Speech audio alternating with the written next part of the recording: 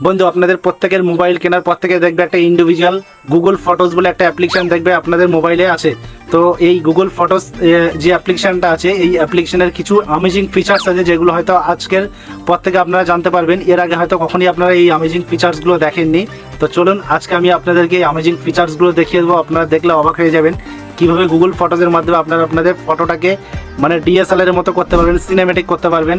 ঠিক আছে, আপনারা এখান থেকে ফটোটাকে ডাইরেক্ট এনহ্যান্স করতে পারবেন। তো চলুন দেখে নেওয়া যাক, ভিডিওটা শুরু করা যাক। তো তার জন্য সবার প্রথমে আপনাদেরকে কি করতে হবে, গুগল ফটোস অ্যাপ্লিকেশনটা ওপেন করতে হবে, করে নেবেন।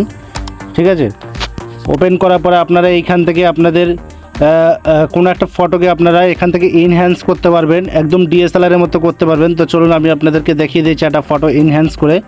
ঠিক আছে, তো মনে করেন এই ফটোটাকে আমি এনহ্যান্স করতে চাই, একদম এর পিছনের ব্যাকগ্রাউন্ডটাকে ব্লার করতে চাই। তো তার জন্য সবার প্রথমে বন্ধুরা আপনাদেরকে কি করতে হবে, এই যে এডিট যে অপশানটা আছে দেখুন, এই এডিট অপশানে আসবেন, এইখানে এসে ট্যাপ করবেন। ঠিক আছে, আচ্ছা এইখানে ট্যাপ করার পরে দেখুন নিচের দিকে আরও কয়েকটা অপশান এইখানে দেখা যাচ্ছে। আপনারা দেখুন, আপনাকে দেখিয়ে দিই যে টুলস বলে যে একটা অপশান আপনারা দেখতে পাচ্ছেন। আপনারা এই টুলস অপশানে আসবেন, দেখুন এই যে টুলস অপশানে আসবেন, এইখানে ট্যাপ করবেন।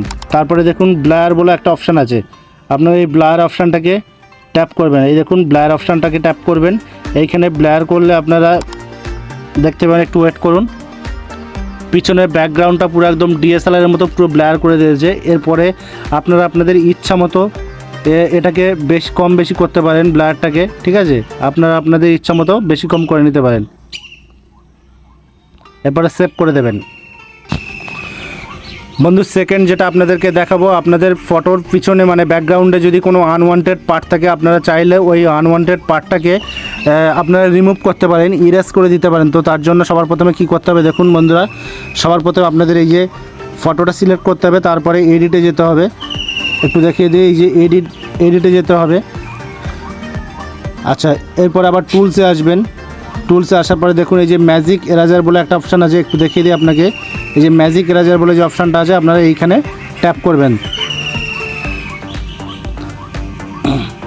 তারপরে একটু সময় নেওয়ার পরে দেখুন এই যে আপনাদের পিছনে যে আনওয়ান্টেড পার্টগুলো আছে, আপনারা চাইলে এই আনওয়ান্টেড পার্টগুলো সরিয়ে দিতে পারেন, এইভাবে ক্রপ করে আপনারা সরিয়ে দিতে পারেন। দেখুন আনওয়ান্টেড পার্টটা রিমুভ হয়ে যাবে। ঠিক আছে, আপনারা চাইলে এইভাবে আনওয়ান্টেড পার্টগুলো সরিয়ে ফেলতে পারেন, এরপরে ডান করবেন।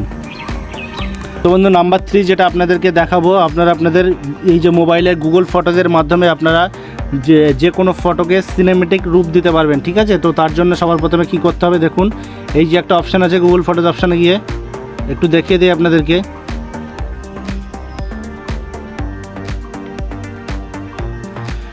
এই যে প্লাস বাটন আছে, এই প্লাস বাটনে ট্যাপ করবেন। ঠিক আছে, তারপরে আরেকটু নিচের দিকে দেখলে দেখতে পাবেন এই যে সিনেমেটিক ফটো বলে যে একটা অপশান আছে, আপনারা এই সিনেমেটিক ফটোতে ট্যাপ করবেন। আচ্ছা, তারপরে আপনারা যে ফটোটাকে সিনেমেটিক করতে চান সেই ফটোটা সিলেক্ট করবেন। মনে করুন আমি এই ফটোটাকে সিনেমেটিক করতে চাই, তারপরে এই যে উপরের দিকে আরেকটা অপশান চলে এসছে, দেখুন ক্রিয়েট বলে যে অপশানটা এসে, আপনারা এই ক্রিয়েট অপশানে ট্যাপ করবেন। ঠিক আছে, ক্রিয়েট অপশানে ট্যাপ করলে আপনাদের একটু টাইম লাগবে, এর মধ্যে আপনাদের ফটোটা সিনেমেটিক রূপে কনভার্ট হয়ে যাবে। দেখবেন খুব সুন্দর একটা অ্যামেজিং ট্রিক্স এটা। তো বন্ধু দেখতে পাচ্ছেন ফটোটা কেমন সিনেমেটিক রূপে কনভার্ট হয়ে গেছে। তো আপনারা এইভাবে চাইলে আপনাদের গুগল ফটোতে যে অ্যামেজিং যে ট্রিক্সগুলো আছে আপনারা কাজে লাগিয়ে আপনারা করতে পারেন।